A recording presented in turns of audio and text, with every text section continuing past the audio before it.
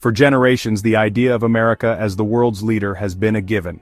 It's a story told in Hollywood movies, a narrative reinforced by the global reach of its companies, and a reality cemented by its unparalleled military might.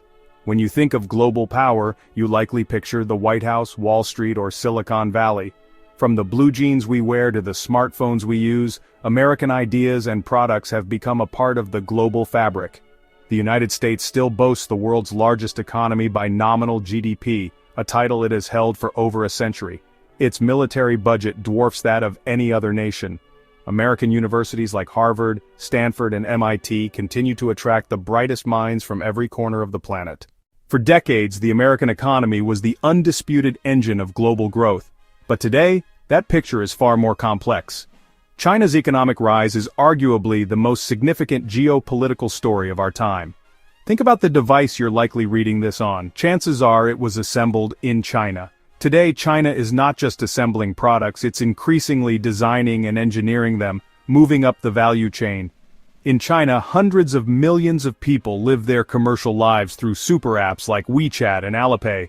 The scale of this digital economy is staggering. When we think of technology, our minds often go straight to Silicon Valley, but in recent years, a different story has been unfolding within China's Great Firewall. Consider the field of financial technology. In China, the transition has been revolutionary. The race for 5G technology provides another stark comparison. Chinese firms like Huawei became global leaders in producing the essential infrastructure. Artificial intelligence is perhaps the most critical technological frontier. China has a distinct advantage data. In the mid-20th century, America's infrastructure was the envy of the world. But today, many of those marvels are aging. Over the past 2 decades, the country has undergone the largest and fastest infrastructure build-out in human history. China has built a high-speed rail network that is larger than the rest of the world's combined. You can now travel between Beijing and Shanghai in about 4.5 hours, on a train that is smooth, quiet, and punctual. Through its Belt and Road Initiative, China is funding and building infrastructure projects across Asia, Africa, Europe, and Latin America. While the U.S. debates funding for domestic bridge repairs, China is building the physical networks that could define global trade for the next century.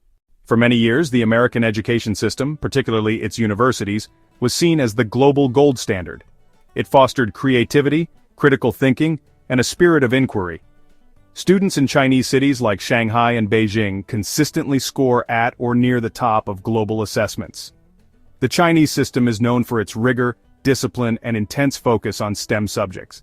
Think of it this way: America might be more likely to invent the next iPhone, but China is better equipped to manufacture and improve upon 1 billion of them.